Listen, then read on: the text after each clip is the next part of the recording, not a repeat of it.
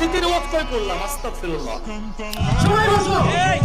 আমি কি কোনো দলের নাম বলেছিলাম, কাউকে গালি দিয়েছিলাম? দাঁড়ান দাঁড়ান দাঁড়ান, আমার ভূমিকার কথা শুরু হয়েছিল 3.5 হাত মাটির কবর দিয়ে। যুবক ভাইরা বলো,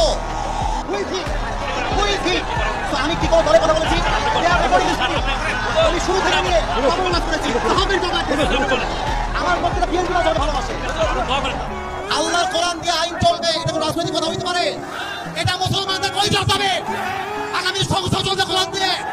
সেই প্রমাণের পেছনে একটা থাকবে যুবক ভাইরা। আজ থেকে কেউ যদি কথা নেয়, তোমরা আমার বাংলার যুবক ভাইরা ওদের বাবার নাম ভুলা দেবে। বাংলাদেশ চলবে আল্লাহ কোরআন দিয়ে। মুসলমানের দেশ এটা, দেশটা স্বাধীন করেছি। এটা নাকি বিএনপি লোক? যদি কোনো বিএনপি লোক বলে আল্লাহ কোরআন দিয়ে দেশ চলবে না, এমন নেতা চাই যার কোরআন দিয়ে দেশ চলবে। এমন নেতা চাই যে তুমি আদর্শ মানতে চাও। এরপর থেকে লাস্ট কথা, লাস্ট কথা শোনো, ওগুলা বলে কথা নয়। যেখানে যেই নেতা কথা দিবে তুমি আপনার নেতা যাবে। ইনশাআল্লাহ।